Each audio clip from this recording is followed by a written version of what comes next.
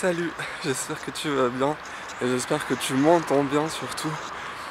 Euh, j'ai pas posté grand chose ces derniers temps parce que je suis tombé malade, j'ai chopé une pneumonie. Je commence gentiment à sortir de ce cycle infernal, c'est quand t'es malade, que t'as la fièvre, que t'as envie de rien faire et même que quand t'as envie de faire des trucs, la fièvre te casse complètement. Alors je me suis dit là que ça va un peu mieux.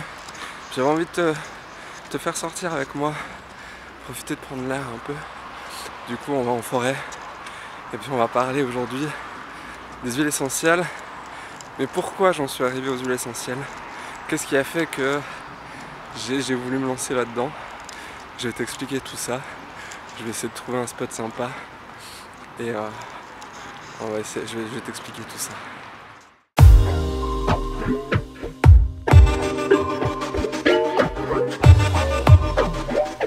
Bon, je crois que là ça va, j'ai trouvé un coin à peu près tranquille. Alors pour t'expliquer un petit peu mon parcours au niveau des huiles essentielles, pourquoi j'en suis arrivé à m'y intéresser et à les essayer, c'est qu'en fait, si tu veux, toute mon enfance et mon adolescence, j'ai grandi en fait dans une famille où au moindre petit bobo, au moindre petit truc, c'était direct chez le pédiatre ou direct aux urgences. Et du coup, j'ai un peu grandi là-dedans, dans ma tête, où c'était normal que dès que tu as mal à la tête de prendre du paracétamol, que dès que tu as un truc de prendre ci, que dès que tu as une bronchite tu prends des antibiotiques. Et je m'étais jamais fait la réflexion en fait sur tout ça. Et c'est bien des années plus tard, tu le vois maintenant, là j'ai 28 ans et ça fait à peu près depuis vers mes 25 ans je pense, à peu près, que je me suis poser des questions en me disant voilà, il y a des médecines alternatives qui doivent sûrement fonctionner puisqu'il y a des gens qui les utilisent comme la médecine chinoise, l'aromathérapie comme on en parle, la phytothérapie.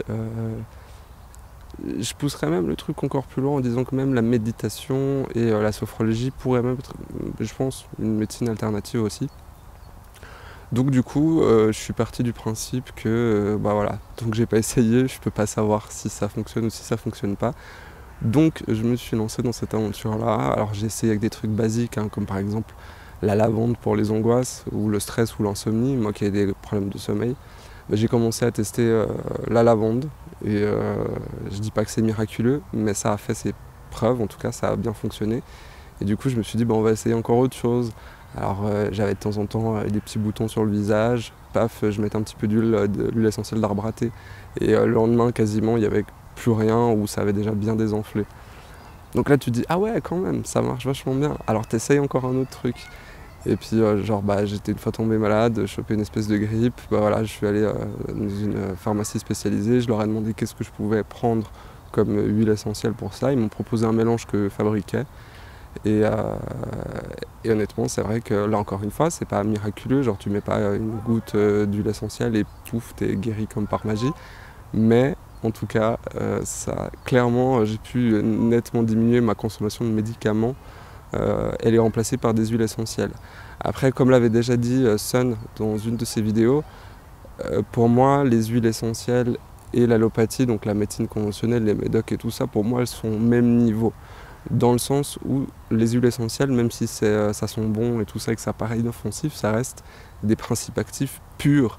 Vraiment, c'est limite encore plus fort qu'un médicament, parce que par exemple ton comprimé de paracétamol, il n'y a pas 500 mg de paracétamol pur à l'intérieur, tu as plein d'autres excipients qui vont avec, il y a tout un mélange exprès pour faire les comprimés, ou par exemple pour les gélules, il y a de la gélatine de porc ou de la gélatine végétale pour certaines, donc voilà, il y a d'autres choses qui renferment le principe actif. Que dans les huiles essentielles, c'est que le principe actif pur à différents dosages, donc c'est limite plus fort. Donc c'est vrai, comme elle disait, pour moi c'est pas de la médecine douce, c'est de la médecine aussi tout court. C'est juste savoir bien les utiliser, bien les manier et à faire super attention.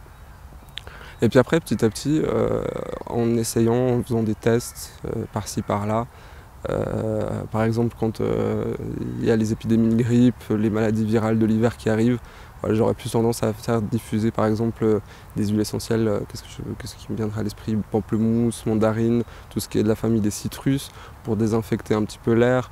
Quand tu commences à avoir un peu le nez bouché, là aussi du ravintsara ou de l'eucalyptus globuleux, ou du tea tree aussi pour désinfecter, décongestionner, l'effet antibiotique aussi.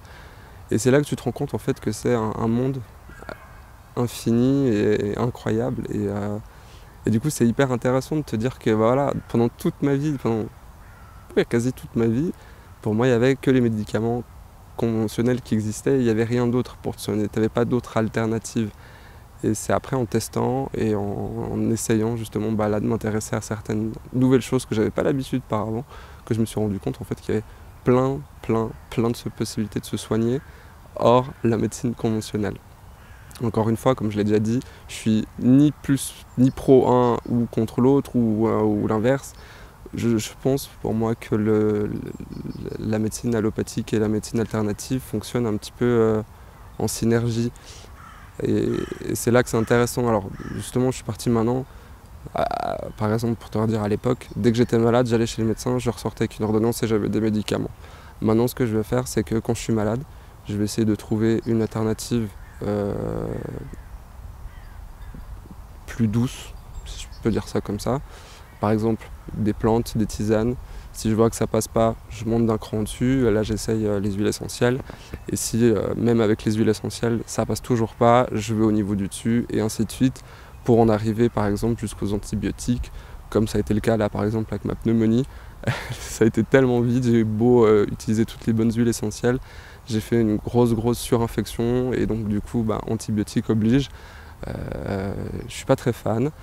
Mais en même temps, j'ai pas envie d'avoir des complications ou même de crever, donc voilà.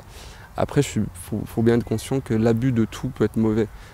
Même de l'eau, si tu bois trop d'eau, tu peux aussi tout autant mourir que si tu avalais un flacon de paracétamol ou d'huile essentielle. Donc tout est relatif dans ces cas-là.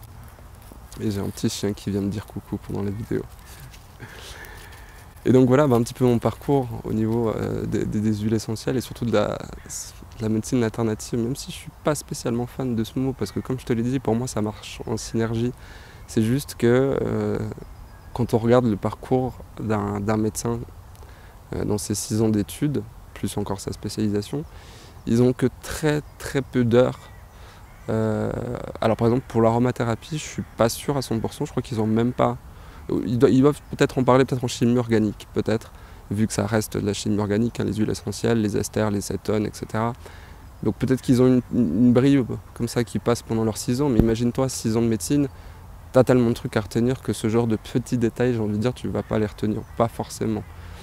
Donc du coup, ou la nutrition aussi par exemple, ça c'est un truc que j'ai remarqué, les médecins souvent avaient une très mauvaise base au niveau nutritionnel, et là aussi c'est important.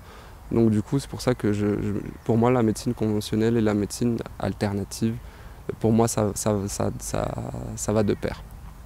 Voilà. Donc j'espère avoir un peu mieux, que tu aies un peu compris mon raisonnement, mon cheminement, pourquoi j'en suis arrivé là, et voilà. Voilà, j'espère que cette vidéo t'aura plu, qu'elle aura pu répondre à certaines de tes questions, et puis surtout peut-être que toi aussi te donner le déclic d'essayer des nouvelles choses, de ne pas rester cantonné à tout ce qu'on t'a appris durant toute ta vie. Tu es libre de faire tes propres choix, d'essayer ce que tu veux, et c'est ce que je compte faire. Donc voilà, donc n'hésite pas à me laisser tes questions en commentaire, à mettre un pouce en l'air si t'as kiffé, et puis à t'abonner à la chaîne pour être averti de la suite des vidéos. En attendant, je te fais plein de bisous et je te dis à tout bientôt. Ciao!